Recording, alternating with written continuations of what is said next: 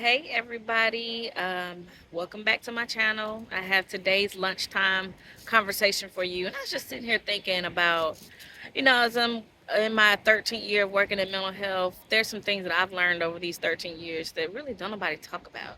So I have 8 hard truths that no one tells you about when you work in mental health. So truth number one, the emotional exhaustion is real working in this field. It's like you are constantly exposed to people's traumas, their emotional pain, their suffering, just so much. And if you're an empathic person or you're a caring person, like the empathy and sympathy really just kind of plays into how you navigate and deal with people. It's hard, and you end up carrying the person's trauma along with them. And so oftentimes we don't notice this until it's too late and we start experiencing compassion fatigue, which further leads into burnout. And so we become less effective as providers and caregivers to those with mental illnesses. It's like you start to tap out emotionally when it comes to dealing with certain types of mental illnesses. Hard truth number two is that you're expected to always have it together. And it's like you yourself can't experience any type of emotional or mental challenges because you have to be all together for your clients, your patients. Everybody expects you to kind of be the top tier person to be able to hold it together, to be able to navigate challenges, to not be affected by things. But really, on the inside, you might be falling apart, you know. But on the outer side, you have to keep it all together in perspective because you have people that depend on you. And so, just working in this field is just that expectation. And a lot of times we put that expectation on ourselves. Sometimes we have this superhuman cape that we wear when it comes to dealing with our patients that, we can't speak from places of experience. So, truth number three is that your personal life becomes affected. And when I say your personal life becomes affected, is that you start to carry the baggage home. And in order to isolate or to just regroup, you tend to disconnect from your family. You may withdraw. You may just go home and sit in silence. You're not that happy, loving, supportive person that you normally was because you're mostly drained from being in the field all day. And so it's important that you stick to your boundaries, especially when it comes to family and friends who seek out advice from you, because again, that's just more added stress and anxiety that's not yours onto your plate. And so just think about it. It's very hard to turn off that helper instinct because you want to be helpful, you want to be resourceful, you want to be supportive of other people, but sometimes that plate can get very loaded and um, heavy to carry. So, truth number four is that you're rarely trained to handle the systemic barriers. And so, I guess we can all agree to say that our mental health system, whether it's for this country, the state, the city, it can use a lot of improvement. The lack of resources, the insurance issues, the bureaucracy, just it's very frustrating. And it's sad because you can set your patient up for success, and the moment that they hit a roadblock, it just really kind of deters them and takes them back to square one. And it really sucks when you really have a client who's doing really well and then they start to fall through the cracks because there's a gap in the system or there's an unmet need that cannot be fulfilled, and you just watch them wither back into the depression, the anxiety, to the non-productive person that they once were. And so our system as a whole, it can use some work, but nobody trains you on how to navigate that. Nobody trains you on how to um, come up with resources or how to find resources. It really is just based on you, how well you network and who you know, and the gift of the gab. How charismatic are you when it comes to advocating for yourself and your clients in this field? So, that's one truth that can't be found in the textbook. Truth number five, sometimes you doubt the impact that you make. And so I feel this sometimes, I'm out here making mental health content to share with you all. And, you really don't know who you're reaching.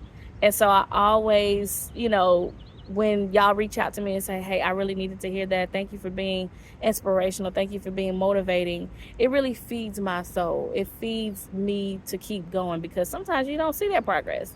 That progress can be very slow. Working in mental health it's a slow game sometimes, and so anytime you can get some real time feedback, it feeds the momentum to keep going, to keep giving, to keep doing this work. And so it's important that we get that feedback as providers when we're doing really well, or just staying in the game long enough. A lot of people that work in the mental health profession end up burning out, and they're just here till they retire and they're not effective. And so if you have somebody that's still passionate, still doing the work, and they're doing this for a long period of time, make sure you give them a hug, give them some feedback, show them some love and support for staying true to this career field. Hard truth number 6 is that working in this field can be very lonely. I think we as providers and as caregivers in mental health, we have each other to lean on, and we could talk about some of the things that we struggle with at work or just with our clients, and we really try to support each other through it. But sometimes, you may not have that safe space or that support system in the work setting. And so many cases we take this stuff home to our families, and they become kind of fearful of what you're experiencing. They don't really know how to support you in what you're feeling and the challenges that you have. So it's not a great peer support system when it comes to working in mental health. And I really feel like we as providers and caregivers need to change that, especially in mental health care. That is one element that we need to change, so we ourselves are emotionally well and balanced when it comes to dealing with our clients who have all these challenges. Tip number 7, a lot of times the pay doesn't match the emotional labor that you encounter, especially with some of these entry level positions, the emotional toll that you have to deal with.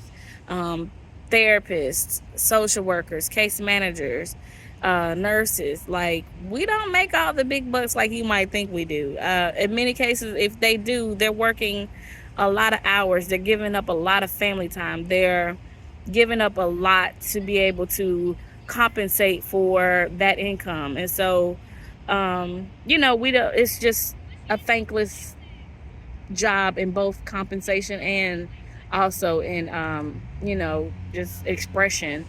And so honestly, I really don't think with the amount of emotional toll that we get from this job that the pay will ever be enough. you know and that's just the nature of it. That's just the nature of this beast that we decided to take on. And so it is what it is. Truth number 8, and this is something that I've learned over the last couple years about working in this field. I'm sorry, there was a fly on my arm. But self-care it becomes kind of challenging. It becomes a battle, and it becomes really hard to practice what you preach. And so in my trials of working as a nurse practitioner, I always try to share some practical tools and resources that my clients could do to maintain good self-care. And when you are presented with some of the challenges that they have, it really does become hard to do.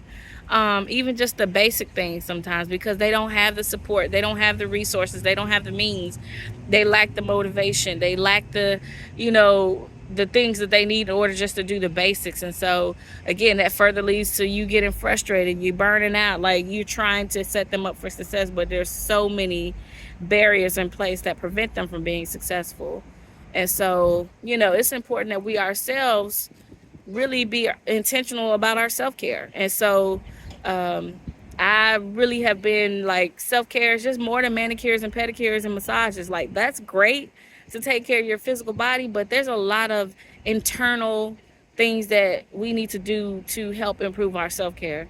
And so seeing a therapist, talking with friends, getting out there, spending time with your family, do those things that fill your cup and rejuvenate you. So when you come back to encountering an emotional environment or dealing with someone that could be emotionally exhausting or mentally exhausting, you're balanced. You have already filled that area of your life that you can restore yourself, and that you can still maintain this empathetic, caring stance that your patient may need. So I just wanted to kind of share that with y'all. Again, just sitting outside enjoying some sun. Again, this is my self-care while at work. But I wanted to tell y'all about things that, they don't tell you when you work in mental health that a lot of us are experiencing. All right, I'll see y'all next time.